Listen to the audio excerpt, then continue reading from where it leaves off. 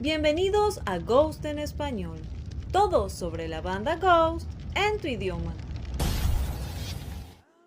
El día de ayer, Papa 5 Perpetua se presentó en los Polar Music Prize en un homenaje a Queen, interpretando el clásico Bohemian Rhapsody con Fredrik Åkesson en la guitarra. Esta presentación, como era de esperarse, generó toda clase de opiniones, pues interpretar una canción de Queen no es cualquier cosa. En las redes sociales se escribió todo tipo de comentarios, unos aplaudiendo el trabajo de Tobias y otros diciendo que sencillamente no estuvo a la altura. Leamos algunas opiniones. Es impresionante que Tobias tuviera las agallas para hacer esto, y aunque no fue la mejor presentación por los nervios, lo dio todo. Otra persona dijo, es difícil comparar a cantantes como Adam Lambert con Tobias. Bohemian es difícil de versionar. Y Tobias no tiene ese registro. Bien por él por intentarlo. Me encanta Ghost y Tobias, pero parecía tener muchas dificultades, sobre todo al principio. Incluso tuvo errores en la letra. La segunda mitad fue mucho mejor, pero es una canción muy difícil de interpretar. Una elección arriesgada sin duda.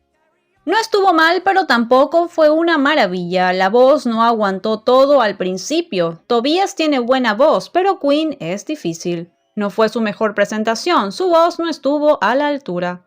Me siento mal por Tobias. ¿Por qué cantar esa canción? Otra persona dijo, es un homenaje, lo hizo a su manera y me encantó. Tobias no tiene la mejor voz del mundo, pero lo que hace con ella es genial. Estuvo nervioso. Mala elección de canción. Como mencioné en un post en mis redes sociales, más allá de las opiniones que son diversas, a Tobias se le reconoce el hecho de pararse allí e interpretar una canción de Queen. Freddie Mercury es una de las mejores voces de todos los tiempos y claramente nadie estará a su nivel. Sin embargo, Tobias tomó el riesgo y actuó nada menos que frente a Roger Taylor y Brian May. Eso pondría nervioso a cualquiera. Probablemente la elección de canción no fue la mejor. Quizá en otra canción del amplio repertorio de Queen, Tobias se podría haber lucido un poco más.